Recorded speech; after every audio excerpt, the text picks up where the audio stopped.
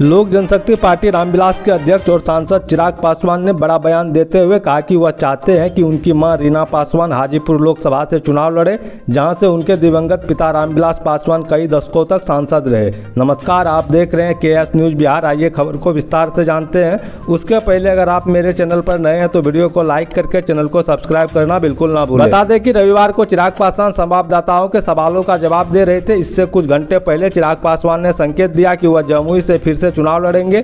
वह मौजूदा लोकसभा में लगातार दूसरी बार इस सीट का प्रतिनिधित्व कर रहे हैं। दरअसल चिराग का उनके चाचा पशुपति कुमार पारस के साथ टकराव है। पारस वर्तमान में हाजीपुर से सांसद है और केंद्र में मंत्री है। हाजीपुर सीट से पारस की दावेदारी के बारे में पूछे जाने पर चिराग पासवान ने कहा, एक सांसद होने के नाते वो अपनी दावेदारी पेश कर रहे हैं, पर उनके पिता रामविलास पासवान ने एक लंबा समय हाजीपुर की सेवा में बिताया है और हाजीपुर को अपनी मां के समान माना है। ऐसे में एक पुत्र होने के नाते मेरी जिम्मेदारी बनती है कि उनकी गैर मौजूदगी में मैं वैसे ही हाजीपुर और हाजीपुर के लोगों का ध्यान रखूं जैसा मेरा पिता रखा करते थे। सीट बंटवारा अंतिम रूप से गठबंधन के भीतर ही तय होगा। मैं चाहता हूं कि मेरी मां वहां से चुनाव लड़े, क्योंकि मेरे पिता के बाद अगर किसी का सबसे पहला अधिकार बनता है तो वह मेरी मां का बनता है। जमुई सांसद चिराग पासवान के इस बयान से पारस के साथ एक नया विवाद शुरू होने की आशंका है। पारस ने दावा किया है कि उन्होंने अपने दिवंगत भाई के आग्रह पर हाजीपुर से 2019 का लोकसभा चुनाव लड़ा था।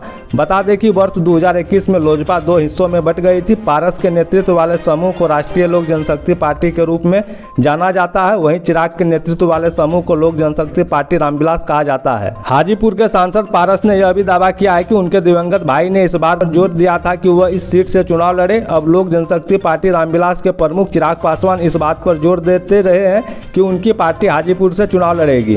पारस ने जवाब देते हुए आरोप लगाया कि उनका भतीजा जमुई को छोड़ने की कोशिश कर रहा है, जहां से उन्होंने 2014 के आम चुनावों में पहली बार चुनाव लड़ा था। हालांकि चिराग पासवान ने पहले ही दिन में ऐसी अटकलों पर विराम लगा दिया था, जब उन्होंने जमुई के एक सभा में कहा, मैं यहाँ एक युवा के रूप में आया था और बूढ़ा होने तक यहीं रहूंगा। तो दोस्तों, खबर कैसी लगी कमेंट में जरूर बताइएगा। तब तक के लिए धन्यवाद। जय हिंद, वंदे मातरम।